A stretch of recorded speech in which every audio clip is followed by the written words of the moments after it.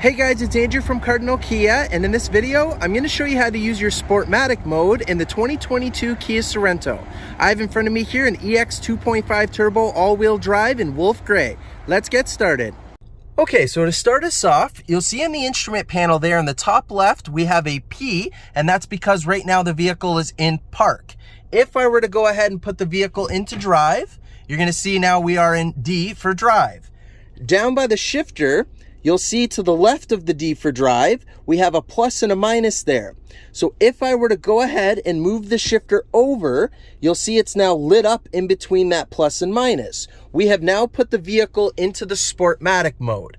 So now you'll see on the instrument panel there in the top left, we have what gear number we're in. So this Sorento has an 8-speed wet type dual clutch transmission. So we have 8 gears. So right now it's telling us we're in first gear. And because we're in the Sportmatic mode, we can now use the shifter like a slap shift to change gears. So you can push the shifter up and it would then change up to the next gear. If you were to pull it down, it would then downshift for you.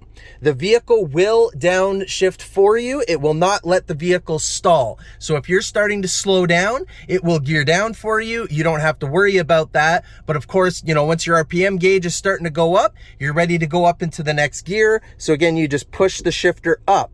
In this Sorento, you do have the option to use the paddle shifters that are mounted on the steering wheel here. So we have our minus or gear down on the left, and we have our plus or gear up on the right. So same idea as using the slap shift, but you'll just go ahead and pull towards you on the paddle shifter to go up to the next gear. Or if you're ready to downshift, you go ahead and pull on the left paddle shifter.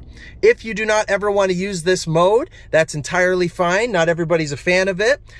If you happen to be with somebody who's a hand talker next to you and they're, talking and they're doing their hands and they happen to knock the shifter over, well, if for some reason you're driving and the vehicle's not changing gears, just make sure that you're not in a number in the top left, because you can change on the fly when you want to be in Sportmatic mode or not. So you just make sure that the shifter's over to the right and that we're in the proper just regular drive gear and you can drive it like normal.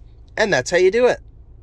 As always, thank you very much for watching, guys. Please hit that like button if you enjoyed this video, and please consider subscribing if you're enjoying our content. Also, all of our social media links are in the description below. Thanks, guys.